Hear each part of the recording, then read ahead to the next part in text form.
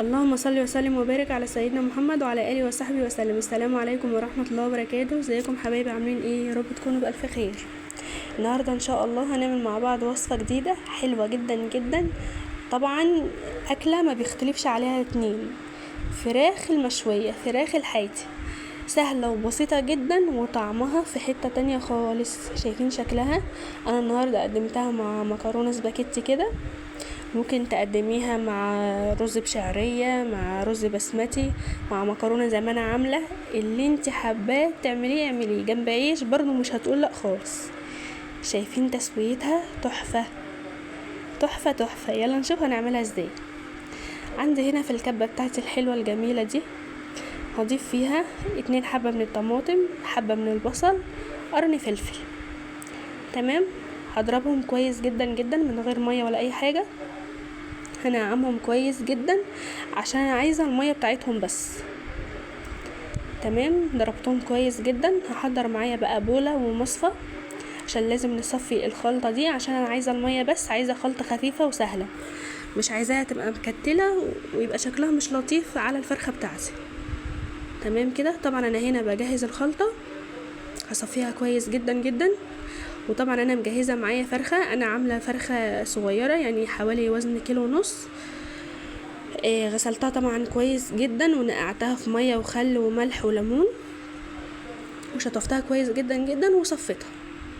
هنا بقى الخلطه بتاعتي، صفيت الخليط بتاعي، حطيت عليه 2 معلقة كبار من الزيت، معلقه كبيره من الخل، كمان التوابل بتاعتنا نص معلقه صغيره من كل حاجه، توابل فراخ، 7 بهارات، ملح وفلفل وكمون وكزبره، وكمان بصل بودر وتوم بودر، والملح حسب الرغبه.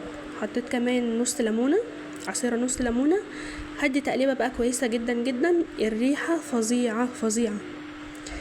انا عايزه القوام ده، مش عايزاها تبقى مكتله، عايزاها تبقى خلطه سايله كده تحفه. الفرخه بتاعتي اهي بعد ما غسلتها كويس جدا جدا جدا وشطفتها، شايفين قلبها زي الفل. هجيب بقى السكينه بتاعتي، انا فاتحاها من الظهر يا جماعه، مش من قدام يعني، عشان يبقى شكلها في التقديم كده حلوه. انا مش هقطعها، ممكن طبعا تقطعيها، ممكن تعملي وراك بس، ممكن تعملي اجنحه، ممكن تعملي بانيه، اللي انت حابه تعمليه اعمليه. الخلطه دي تنفع لكله. تمام، هعمل فيها فتحات كتير كده عشان تستوي معايا بسرعه، وكمان اللحم كله يبقى متشرب بالتتبيله بتاعتنا،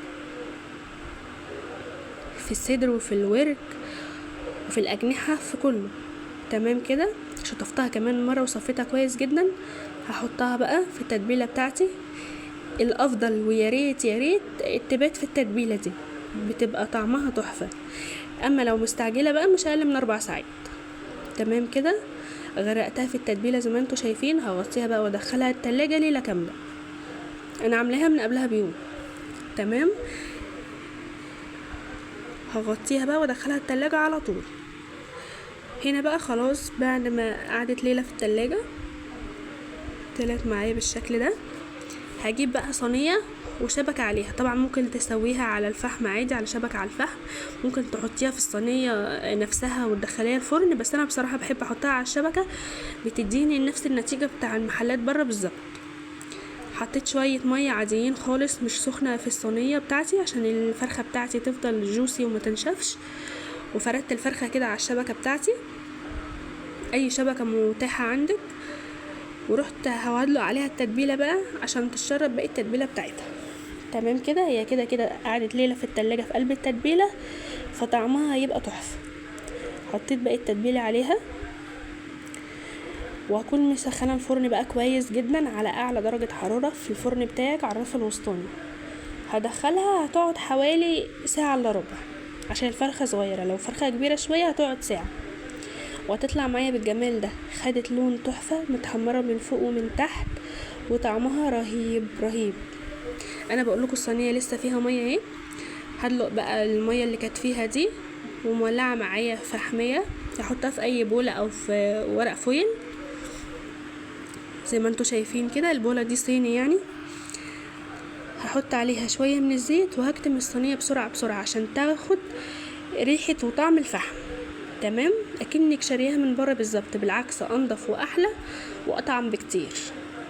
على الاقل انت عارفه عامله الخلطه ازاي ومن ايه، وفي نفس الوقت انت لاقعه الفراخ وغسلها كويس جدا. هنا خلاص بعد حوالي 10 دقايق قدمتها بقى مع مكرونه سباكيتي. شكلها يا جماعه فظيع، وكان طعمها تحفه بجد، والله طعمها حلو جدا، لازم تجربوها. تتبيله سهله وتسويتها سهله برضو، شايفين مستويه جدا جدا، لا فيها بقى دم ولا ميه ولا زفاره ولا اي حاجه، ما شاء الله اللهم بارك، بتبرق من بره ومن جوه. لو الفيديو عجبكم ما تنسوش تحطوا لايك وتشتركوا في القناه وتفعلوا الجرس على الكل، وتعلقوا بكومنت حلو منكم ودعوه حلوه من قلبكم. مش عارفه اقول لكم ايه، بس لازم تجربوا الوصفه دي على ضمانتي هتعجبكم. اسيبكم في رعايه الله، باي باي.